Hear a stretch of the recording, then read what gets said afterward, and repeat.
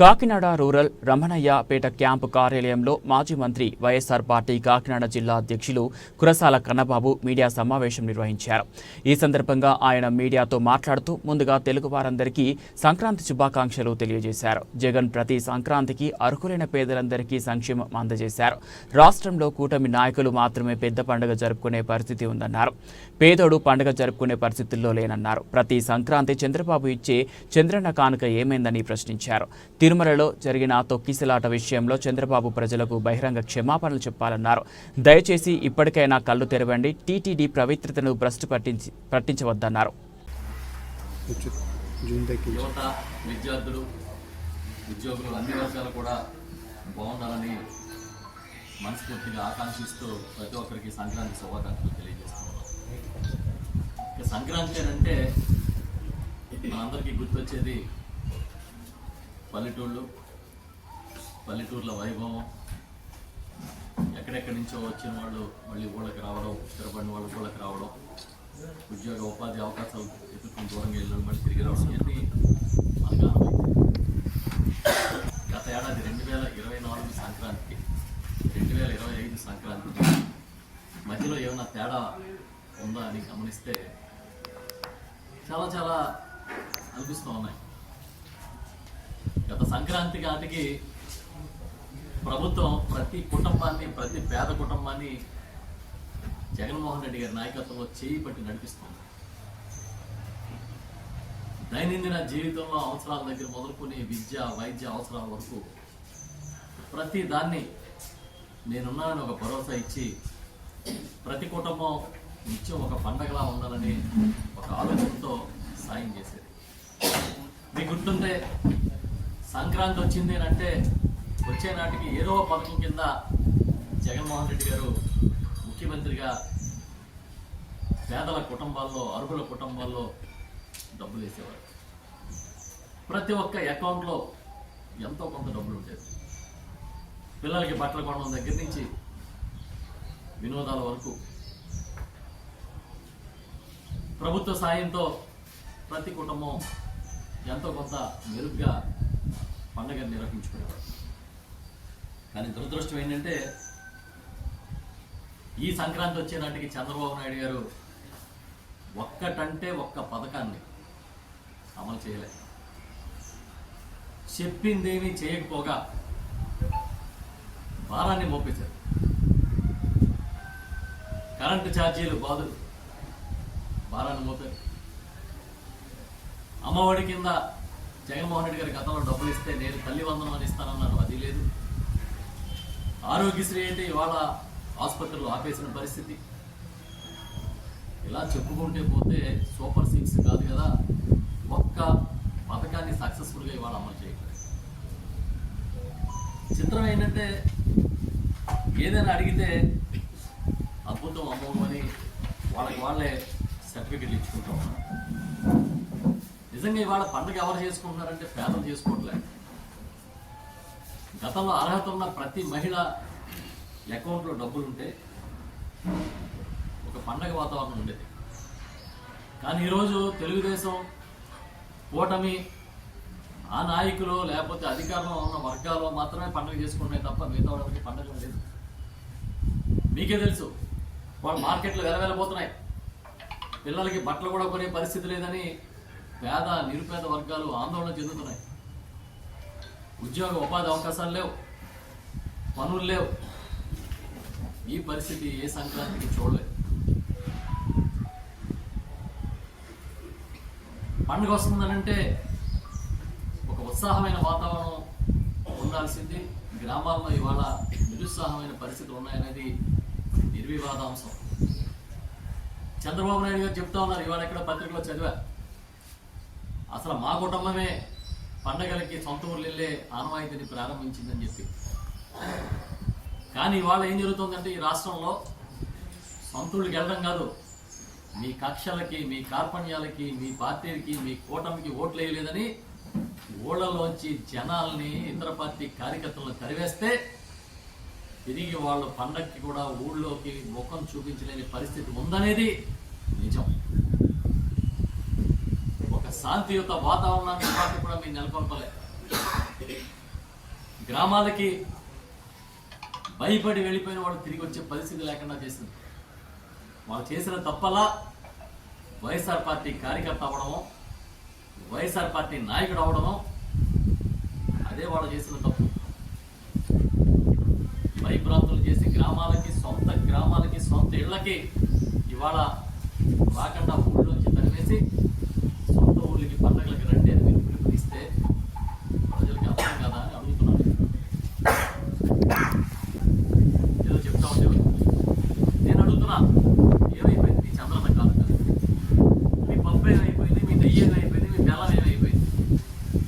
ఇది మీ సొంత branded programme అని కదా మీరు ప్రచారం చేసుకునేవారు. మీ బ్రాండెడ్ ప్రోగ్రామ్ కూడా ఈ సంక్రాంతికి ఎందుకు ఇవ్వలేదని నేను అడుగుతున్నాను. ఎందుకంటే నేను ఒక గ్రామం వెళ్ళా మా నియోజకవర్గంలో. అక్కడ మహిళలందరినీ కలిసినప్పుడు అడుగుతున్నారు, బాబు ఏదో చంద్రబాబు పప్పిస్తాడు నెయ్యి ఇస్తాడు అనుకున్నాం, అది పోయింది అని. ఆయన సహజ నైజం అది. పెద్ద పండుగ ఎవరికి వచ్చిందాయి అంటే తెలుగుదేశం పార్టీలోని ఆ కూటమిలో ఉన్న నాయకులకి కాయలు చెల్లిస్తున్నారంట 6,700 కోట్లు. అది అద్భుతం, అమోఘమని బ్యానర్ స్టోరీలు రాశారు. జగన్మోహన్ రెడ్డి గారు కూడా చంద్రబాబు నాయుడు గారు పెట్టిన అప్పులన్నింటినీ, బకాయిలన్నింటినీ వేలాది కోట్లు తీర్చారు. మీకు తెలుసు, ఆ రోజు ఈనాడే రాసింది 100 కోట్లతో ఖజానా ఇస్తున్నాము జగన్ గారికి, ఆయన ఏం చేస్తాడు పథకాలన్నీ. 100 కోట్లతో చంద్రబాబు ఖజానా అప్పచెప్పిన చంద్రబాబు పెట్టిన బాకీలు తీర్చడంతో పాటు ఆయన ఇచ్చిన బాకీలతో పాటు పథకాలను కూడా సమర్థంగా అమలు చేసిన చరిత్ర ఎవరిదంటే జగన్మోహన్ రెడ్డి. మీరు పాత బాకీలు ఏదో 6,700 కోట్లు తీర్చి అది కూడా పండగలాగా చెప్తున్నారు. సుమారు 3 ఒక విడత అన్నారు 700 కోట్లు. ఆ 700 కోట్లు ఫీజు రీయింబర్స్మెంట్ ఇచ్చాం, పండగ చేసుకోమంటున్నారు. అంటే మీకేమనిపిస్తుందంటే ప్రజలు మీరు ఏం చెప్పినా అబ్బో బాబు గారు అద్భుతం అని నమ్ముతారనేది మీ భావన ఉంది. ఏదైనా ఇష్యూ వస్తే డైవర్షన్ పాలిటిక్స్, ప్రతి దానికి ఒకటే మంత్రం, జగన్ గారిని తిట్టడం, జగన్ గారి మీద దుమ్మెత్తిపోయడం. ఎవడైనా ఈ ప్రభుత్వం వైఫల్యం చెబితే అదిగో జగన్ గారి వల్ల జరిగిందని మాట్లాడడం. నిన్ననే పవన్ కళ్యాణ్ గారు నిన్న ఎక్కడో మాట్లాడుతున్నాం సార్, హనీమూన్ పీరియడ్ అయిపోయిందని. మేము ఎప్పటి నుంచి అదే చెప్తున్నాం, ఈ హనీమూన్ పీరియడ్ అయిపోయింది. మీరు ఇంక వాస్తవాల్లోకి రండి, మీరు పని చేయడం మొదలెట్టండి. ఇంకా భ్రమంలో హనీమూన్లో ఉన్నట్టుగా బిహేవ్ చేసి మాట్లాడితే జగన్ గారిని తిట్టడం కాదు. తొక్కిసలాట జరిగింది తిరుపతిలో, సిగ్గుపడండి. చారిత్రాత్మకమైన అత్యంత ప్రాశస్తమైన తిరుమల తిరుపతిలో ఇలాంటి సంఘటన జరగడం వైఫల్యం కాదా? దాన్ని కప్పిపుచ్చుకోవడానికి ఏదో బాధితులకి ఎవరో డబ్బులు ఇచ్చి మాట్లాడించారని మళ్ళీ సాక్షాత్తు దేవాదాయ శాఖ మంత్రి గారు మాట్లాడారు.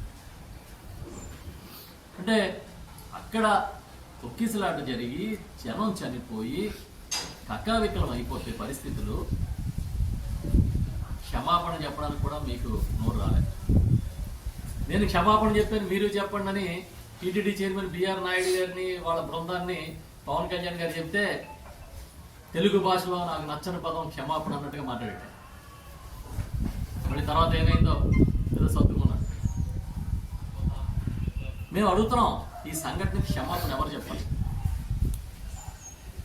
తిరుమల తిరుపతి దేవస్థానంలో జరిగిన ఈ తొక్కిసలాట మరణాలకి క్షమాపణ చెప్పాల్సింది ప్రభుత్వ అధినేతగా చంద్రబాబు నాయుడు గారు.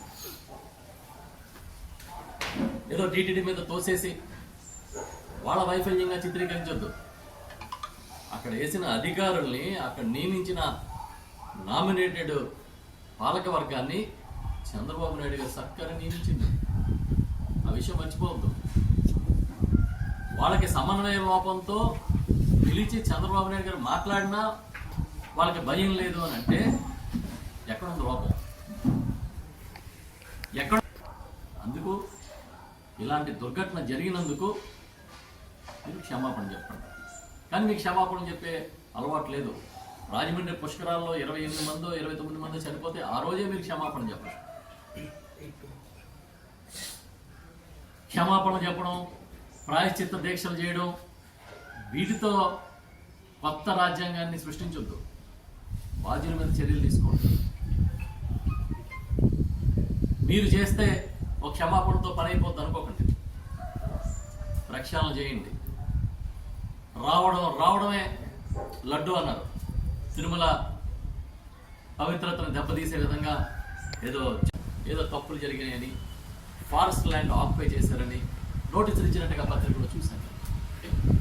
అంటే దరిమిలా మనకు అర్థమైంది ఏంటంటే, చెప్పుడు మాటలు, తప్పుడు మాటలు విని మనం కానీ ముందుకెళ్తే ఇంత గొప్ప ప్రాజెక్టులు కూడా ఎఫెక్ట్ అవుతాయి. ఇంత ఆంధ్రప్రదేశ్కే ప్రతిష్ట తీసుకురాగలిగిన ప్రాజెక్టులు కూడా నష్టం జరుగుతుంది. ఈ రోజున లోకేష్ గారు ఒక గొప్ప స్టేట్మెంట్ 3-4 రోజుల క్రితం ఇచ్చారు. చాలా ఆశ్చర్యం ఆ స్టేట్మెంట్ చూస్తే. పారిశ్రామికవేత్తలు ఆంధ్రప్రదేశ్కి వచ్చి పెట్టుబడులు పెట్టాలంటే జగన్ గారు మళ్ళీ తిరిగి రారని బాండ్ పేపర్ మీద రాసిమ్మని లోకేష్ అడుగుతున్నారు. ఎంతకన్నా కామెడీ ఉంటుందా? మనం ఎక్కడున్నాం? ప్రజాస్వామ్యంలో. ఈ ప్రజాస్వామ్య దేశంలో వచ్చే ఎన్నికల్లో పలానా వాడు రాడు అని ఎవరైనా బాండ్ పేపర్ రాసిస్తారా? మీరు చెప్పండి. అందుకే నేను లోకేష్ గారిని అడుగుతున్నా, నేను రిక్వెస్ట్ చేస్తున్నా, మిమ్మల్ని బాండ్ పేపర్ మీద జగన్ గారు రారని రాసిమ్మన్న పారిశ్రామికవేత్త పేర్లని దయచేసి ప్రకటించండి. అంతటి మహోన్నతమైన ఆలోచనల పారిశ్రామికవేత్తలు ఎవరో ప్రజలు తెలుసుకోవాలనుకుంటున్నారు. వేల కోట్లు పెట్టుబడులు పెట్టి ప్రపంచాన్ని అధ్యయనం చేసి బ్రహ్మాండమైన శక్తి సంపన్నులుగా ఉండే పారిశ్రామికవేత్తలు ఇంత చిన్న లాజిక్ తెలియని వాళ్ళు ఎవరో మేము కూడా తెలుసుకోవాలనుకుంటున్నాం. పోనీ రాసి ఇవ్వండి. మీకు మీ మీద శక్తి, సామర్థ్యం, బలం, మీ మీద మీకు నమ్మకం కదా. పోనీ జగన్ గారు రారు అని మీరు రాసి ఇవ్వండి. ఒక పక్క పారిశ్రామికవేత్తలు పారిపోతున్నారంటారు, మరో పక్క గ్రీన్ కో లాంటి సంస్థలు ప్రతిష్టాత్మకంగా జగన్మోహన్ రెడ్డి గారి హయాంలో ఇక్కడ ప్రపంచానికి తెలుసు. ఇంత వైరుధ్యం. మరి నిజంగా జగన్మోహన్ రెడ్డి గారి హయాంలో పారిశ్రామికవేత్తలు రాకపోతే ఇన్ని ప్రాజెక్టులు ఎలా వచ్చినాయి? ఇంత బ్రహ్మాండమైన క్లస్టర్స్ ఎలా డెవలప్ అయింది? అది కూడా 5 ఏళ్ల కాలంలో, 2 ఏళ్ళు కోవిడ్లో టైం పోయిన తర్వాత, కేవలం 3 ఏళ్ల కాలంలో, కేవలం 3 సంవత్సరాలలో జరిగిన అభివృద్ధి కానీ, పథకాలు కానీ, సంక్షేమ నిర్ణయించింది. దానికి సంబంధించి ఇదిగో నోటిఫికేషన్ ఇస్తున్నాం. ఎవరెవరైతే నిష్ణాతులు, ఈ దేశంలోని ప్రపంచంలో ఉన్న నిష్ణాతుల కంపెనీస్ అన్నింటినీ కూడా మేము ఆహ్వానిస్తున్నాం. పెద్ద పెద్ద కంపెనీస్ అన్ని రండి, టెక్నాలజీని అనుసంధానం చేయండి అని మీరు పిలిపించారా? ఒక టీసీఎస్, ఒక ఇన్ఫోసిస్ లాంటి కంపెనీలు ఎందుకు పిలవలేదు? ఎన్నో పేరున్న కంపెనీలు టీటీడీకి సేవలంటే పరిగెత్తుకొచ్చి ఉచితంగా సేవలు ఇచ్చే పరిస్థితి ఉన్నప్పుడు మీ ప్రభుత్వంలో మీకు గతంలో సేవలు చేసి ఆరోపణలు ఉన్న వాళ్ళని తీసుకొచ్చి ఎందుకు కూర్చోబెట్టారు టీటీడీ సమావేశాలను నేను అడుగుతున్నా సూటిగా. ఇది చాలా క్రైమ్. ఇది మీ ఇష్టం వచ్చిన వాళ్ళు నియమించుకోవడం కాదు. నిజంగా ఆర్టిఫిషియల్ ఇంటెలిజెన్స్ టీటీడీలో ప్రవేశపెట్టాలంటే అడ్రస్ లేని వాళ్ళని తీసుకొచ్చి కూర్చోబెట్టడం కాదు.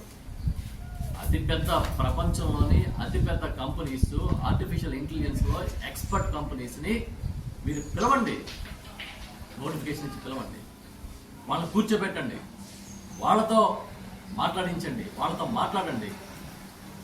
ఎలాంటి సాంకేతిక పరిజ్ఞానాన్ని టీటీడీలోకి తీసుకురావాలని మాట్లాడడం మానేసి మీరు ప్రైవేటు వ్యక్తుల్ని తలాతోకలేని వ్యవహారంలాగా తీసుకొచ్చి టీటీడీలో కూర్చోబెడితే రేపు వాళ్ళు చేసే తప్పులకి ఎవరు బలైపోతారు? భక్తులు బలైపోతారు, ప్రతిష్ట బలైపోద్ది.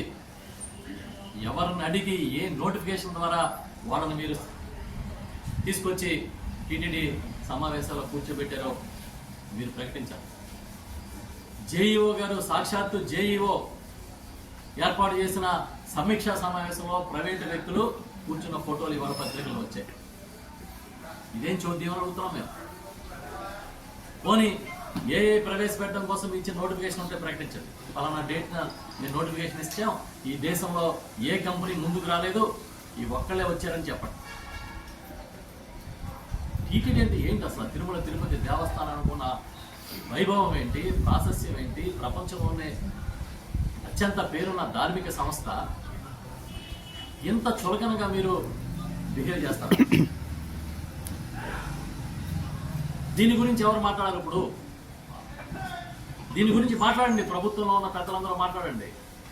సనాతన ధర్మాన్ని కాపాడే పెద్దలందరూ కూడా దీని మీద మాట్లాడాలని కోరుకుంటున్నాను. మీరు ఎలా పడితే అలా ఎవరిని పడితే వాళ్ళని తీసుకొచ్చి టీటీడీ మీటింగ్లో కూర్చోబెట్టడం ఏంటి? ఎందుకు కూర్చోబెట్టారు? ఒకవేళ కూర్చోబెడితే దానికి ఉన్న వాళ్ళకి ఇచ్చిన అధికారాలు ఏంటి? మీరు బోర్డు ఆమోదం ఉందా? బోర్డు ఏమని ఆమోదించింది? ఎవడో ఒకరిని తీసుకొచ్చి ఇచ్చేయండి అని ఆమోదించిందా? లేకపోతే నోటిఫికేషన్ ఇచ్చి ఆర్టిఫిషియల్ ఇంటెలిజెన్స్ లో అత్యున్నత ప్రమాణాలు కలిగిన సంస్థల్ని పట్టుకురమ్మని చెప్పిందా? లేకపోతే పలానా వాడిని XYZ ని మీరే గుర్తించి ఇచ్చేయమని చెప్పిందా? అదన్నా చెప్పండి.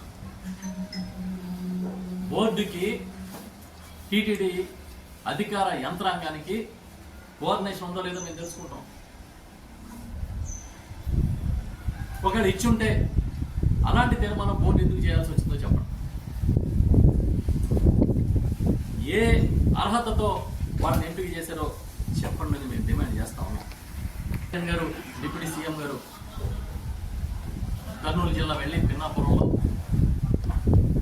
ఒక హైబ్రిడ్ రెన్యూబుల్ ఎనర్జీ ప్రాజెక్ట్ని చూసి ఇది అద్భుతమైన ప్రాజెక్టు, ప్రపంచంలోనే బ్రహ్మాండమైన ప్రాజెక్ట్ అని కితాబిచ్చారు. చాలా సంతోషం.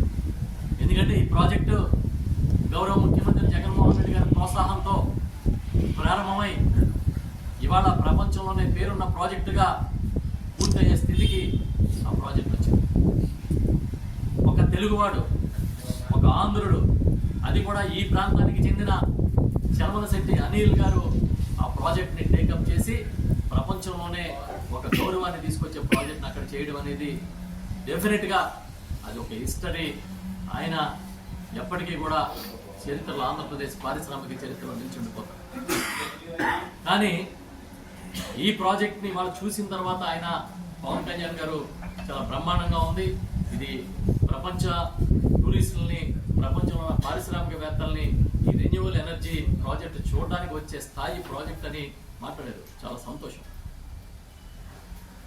కానీ అధికారంలోకి వచ్చిన వెంటనే జగన్ గారి మీద దుష్ప్రచారానికి ఈ ప్రభుత్వం పెట్టే టైం కనీసం మనం ఏ విధంగా ఇన్స్పైర్ అయి ముందుకెళ్దాము అన్న ఆలోచన లేదు. చాలా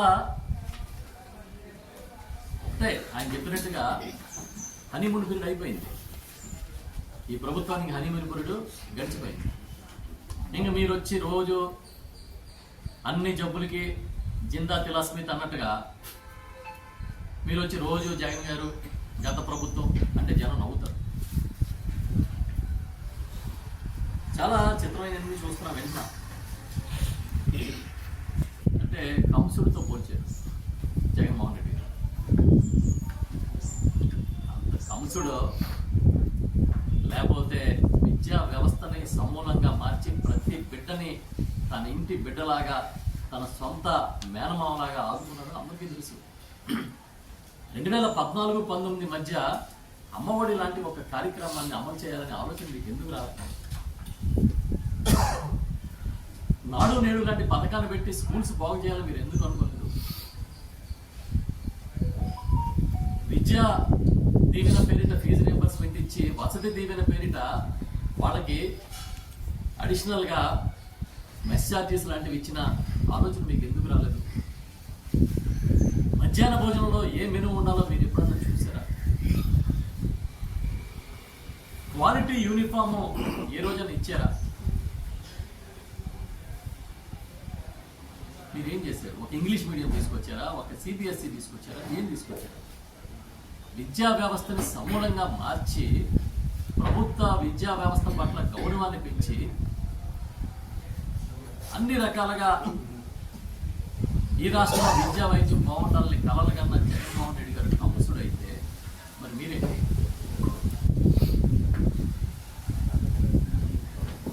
ధృతరాష్ట్ర కళ్ళకు గంతలు కట్టుకుని చూస్తుంటే ఏవీ చూడలేని ధృతరాష్ట్రలా ఎందుకు ఉండిపోతున్నాయి? అందుకే అడుగుతా, ఒకసారి లోకేష్ గారు కూడా ప్రజల్లోకి వెళ్ళండి. మిమ్మల్ని ఏమని పిలుస్తారో, ఏ మామాని పిలుస్తారో ప్రజలు చూడండి. లేదంటే జగన్మోహన్ రెడ్డి గారి లాగా మంచి పేరు తెచ్చుకోవడం కోసం మీరు కూడా మంచి మంచి పథకాలని బ్రహ్మాండంగా విద్యా వ్యవస్థను మార్పు చేసే కార్యక్రమాన్ని చేపట్టండి.